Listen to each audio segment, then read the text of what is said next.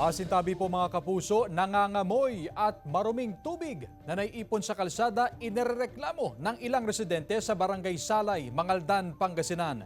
Sundan sa ulat ni Jasmine Gabriel Galban. Nangingitim at halos mapuno na ng lumot ang naipong tubig na ito sa kalsada sa bahagi na ito ng Sitio Balinayaw sa PNR Road West sa Barangay Salay, Mangaldan, Pangasinan. Mabaho na rin ang naipong tubig sa lugar. Problema ito ng mga residente, lalo na ang mga dumadaan doon. Lalo na ang mga estudyanteng araw-araw na pumapasok sa eskwelahan. Takaw disgrasya rin dahil madulas ng kalsada. Kasi nung una ito, nung ginagawa to, dapat lagyan ng papuntang yung tubig. Greenish na kahit maliit lang. Pangamba ng mga residente na pagmulan na rito ng sakit. Halos isang buwan na raw kasi ang problema. Naninirbyos na nga kami. Baka sa dengue, ganun.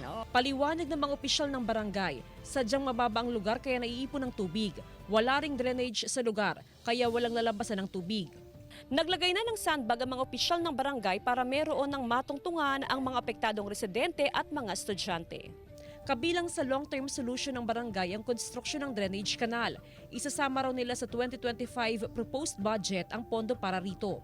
Nitong last quarter ng 2024, gagawat kami ng budget ng 2025. Yun ang unang pag-uusapan namin sa session na yun ang una naming babadgetan para i-priority kasi kawawa yung mga tao dun sa likuran.